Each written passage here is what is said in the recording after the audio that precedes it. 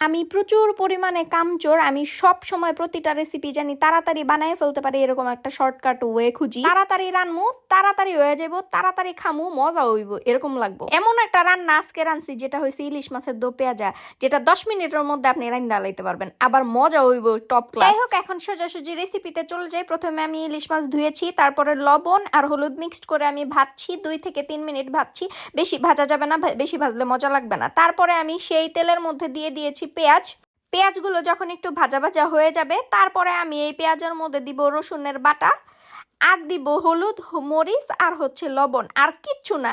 ভুলেও কিন্তু আদা বাটা দিবেন না, আদা বাটা দিলে কিন্তু ইলিশের গন্ধ যাইবোগা। একটু সামান্য পানি দিয়ে আমি মশলাটা কষিয়ে এখানে দিয়ে দিয়েছি টমেটো। সেই ক্লিপ আমি নিতে পারিনি। যাই হোক, টমেটোটা একটু ভুনা ভুনা হয়ে আসছে, তারপরে আমি আমার মাছগুলো দিয়ে দিয়েছি। মাছগুলো দেওয়ার পরে তারপরে দিয়ে দিচ্ছি পানি। অবশ্যই অবশ্যই গরম পানি ব্যবহার করতে হবে। তারপরে আমি 5টা কাঁচামরিচের শোকা ভেঙে দিয়ে দিয়েছি। তারপর যখন পানিগুলো হুকিয়ে এসেছে তখন দিয়ে দিয়েছি ধনিয়া পাতা। আপনার মন চাইলে দিবেন, না মন চাইলে নাই। 10 মিনিটে করলো খালাস, রান্দা শেষ, খান।